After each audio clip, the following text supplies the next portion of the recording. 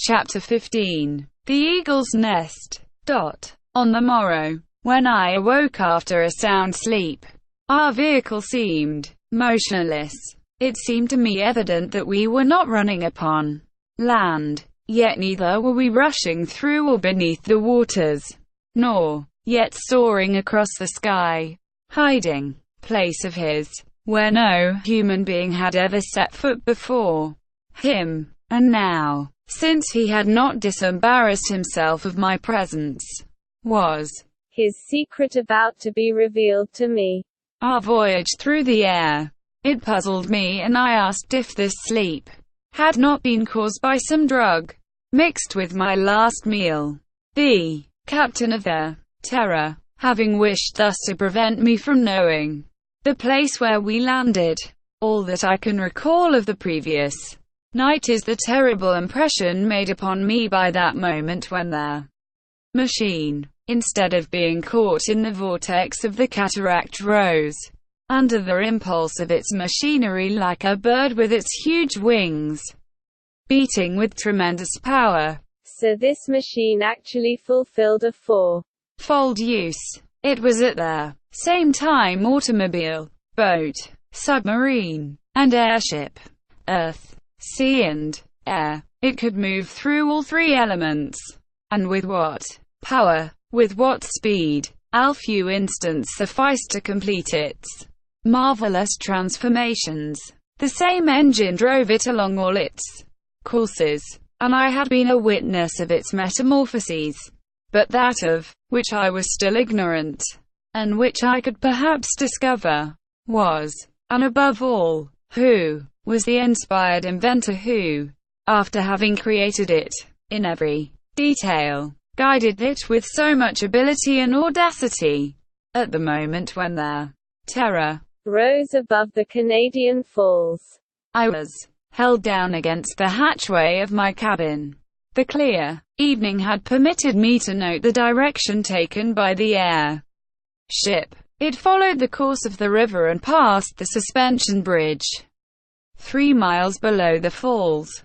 It is here that the irresistible rapids of the Niagara River begin, where the river bends sharply to descend toward Lake Ontario. On leaving this point, I was sure that we had turned toward the east. The captain continued at the helm. I had not addressed a word to him. What good would it do? He would not have answered.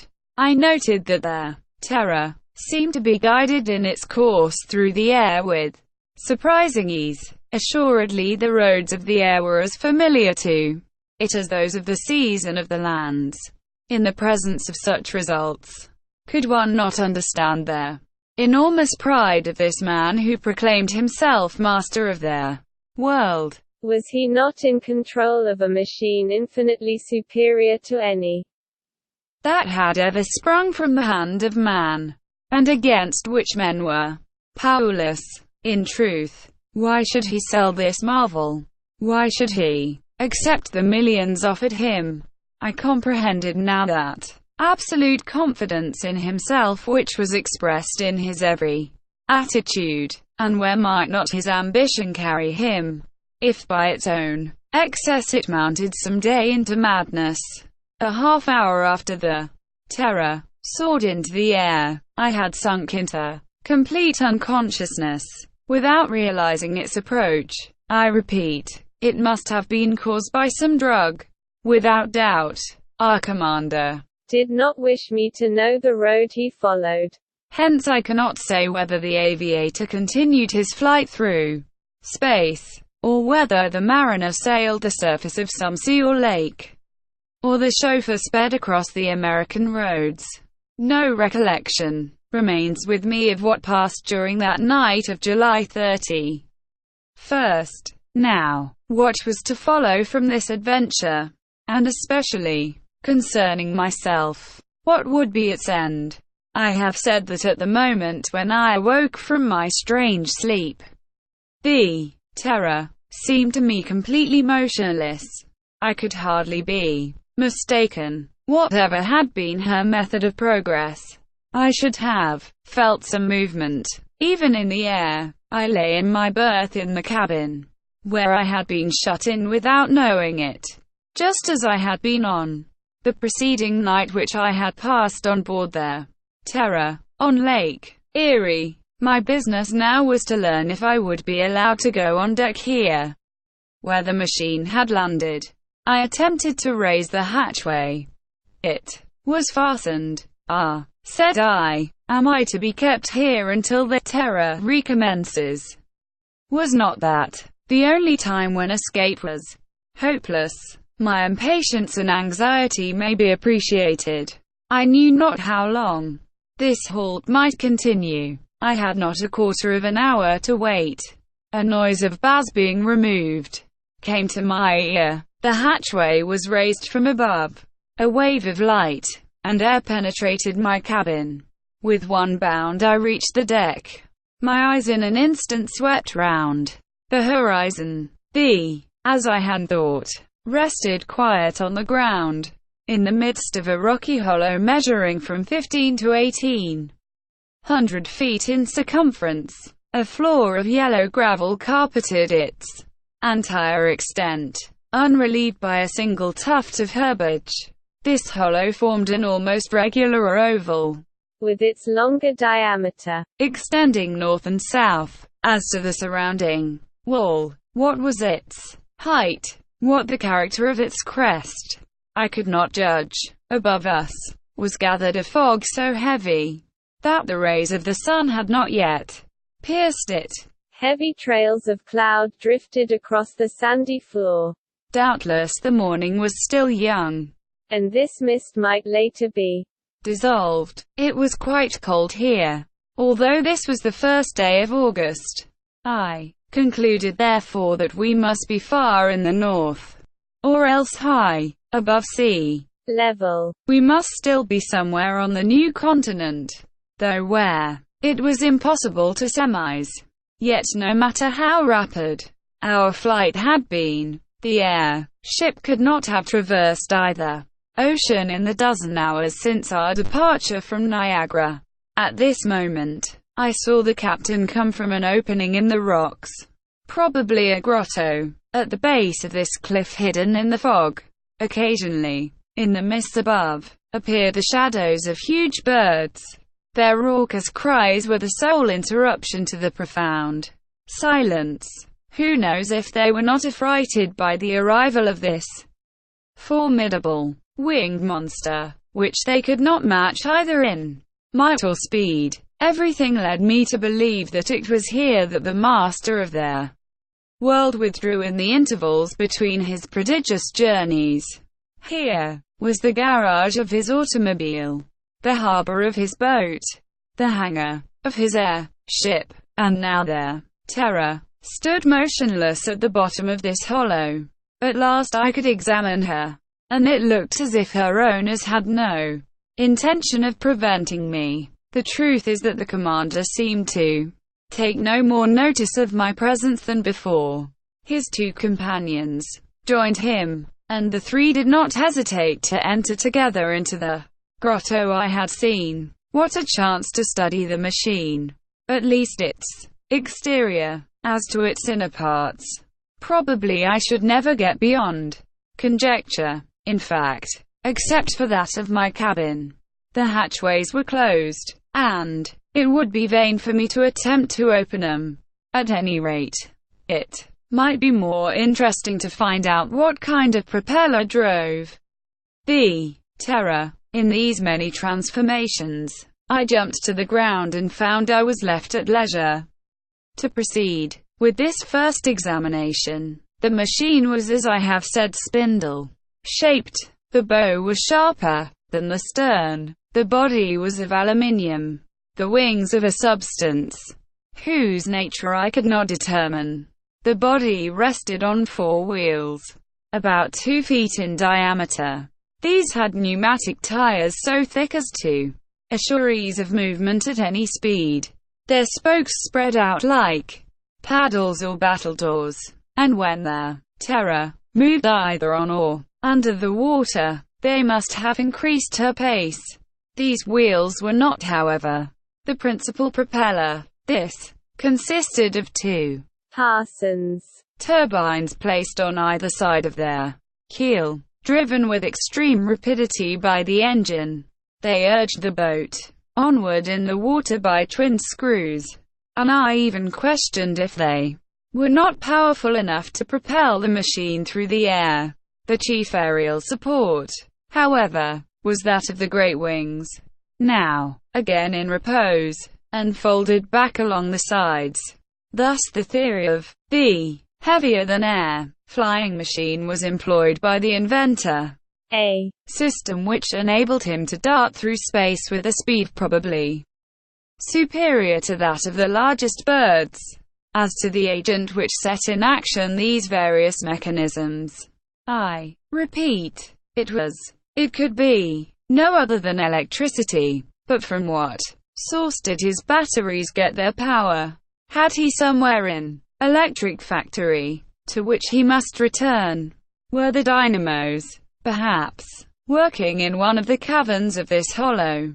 The result of my examination was that, while I could see that their machine used wheels and turbine screws and wings, I knew nothing of either its engine, nor of the force which drove it. To be sure, the discovery of this secret would be of little value to me. To employ it, I must first be free, and after what I knew, little as that really was, the master of the world would never release me. There remained, it is true, the chance of escape, but would an opportunity ever present itself? If there could be none during their voyages of their terror, might there possibly be, while we remained in this retreat? The first question to be solved was the location of this hollow. What communication did it have with the surrounding region? Could one only depart from it by a flying machine? And in what part of the United States were we? Was it not reasonable to estimate that our flight through the darkness had covered several hundred leagues? There was one very natural hypothesis which deserved to be considered, if not actually accepted. What more natural harbor could there be for the Terror than the Great Eyrie? Was it too difficult a flight for our aviator to reach the summit? Could he not soar anywhere that the vultures and the eagles could? Did not that inaccessible eyrie offer to the master of the world just such a retreat as our police had been unable to discover, one in which he might well believe himself safe from all attacks? Moreover, the distance between Niagara Falls and this part of the Blue Ridge Mountains did not exceed 450 miles. A flight which would have been easy for the Terror. The idea more and more took possession of me.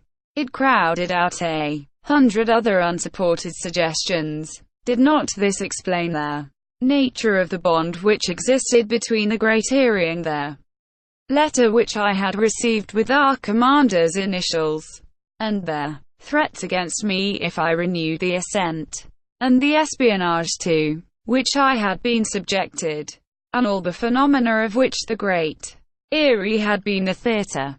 Were they not to be attributed to this same cause, though what lay behind the phenomena was not yet clear? Yes, the Great Eyrie. The Great Eyrie. But since it had been impossible for me to penetrate here, would it not be equally impossible for me to get out again, except upon their Terror? Ah, if the mists would but lift, perhaps I should recognize the place. What was as yet a mere hypothesis would become a starting point to act upon. However, since I had freedom to move about, since neither the captain nor his men paid any heed to me, I resolved to explore the hollow oval. Therefore I would commence my inspection at the southern end.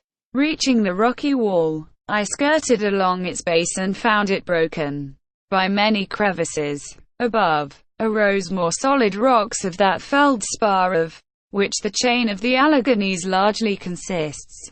To what height the rock wall rose, or what was the character of its summit, was still impossible to see. I must wait until the sun had scattered the mists, In the meantime, I continued to follow along the base of the cliff. None of its cavities seemed to extend inward to any distance. Several of them contained debris from the hand of man. Bits of broken wood, heaps of dried grasses on the ground were still to be seen there. Footprints that the captain and his men must have left, perhaps months before, upon the sand. My jailers, being doubtless very busy in their cabin, did not show themselves until they had arranged and packed several large bundles. Did they purpose to carry those on board their Terror, and were they packing up with the intention of permanently leaving their retreat? In half an hour my explorations were completed and I returned toward the center. Here and there were heaped up piles of ashes, bleached by weather. There were fragments of burned planks and beams, posts to which clung rusted iron work, armatures of metal twisted by fire. All clearly at some period not very remote the hollow had been the scene of a conflagration, accidental or intentional. Naturally I connected this with the phenomena observed at the Great Eyrie. The flames which rose above the crest, the noises which had so frightened the people of Pleasant Garden and Morganton, the fragments, and what reason had our captain for destroying them? At this moment I felt a breath of air.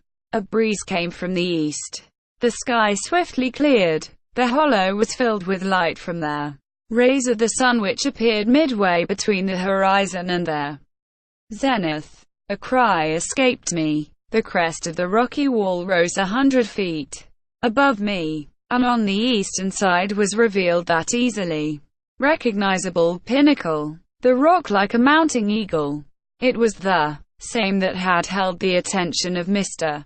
Elias Smith and myself when we had looked up at it from the outer side of the Great Eyrie. Thus there was no further doubt.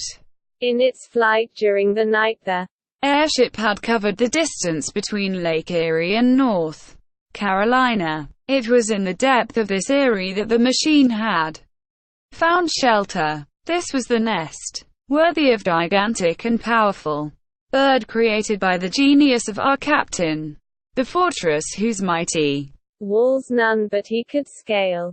Perhaps even he had discovered in the depths of some cavern, some subterranean passage by which he himself could quit the Great Eyrie, leaving their Terror safely sheltered within. At last I saw it all.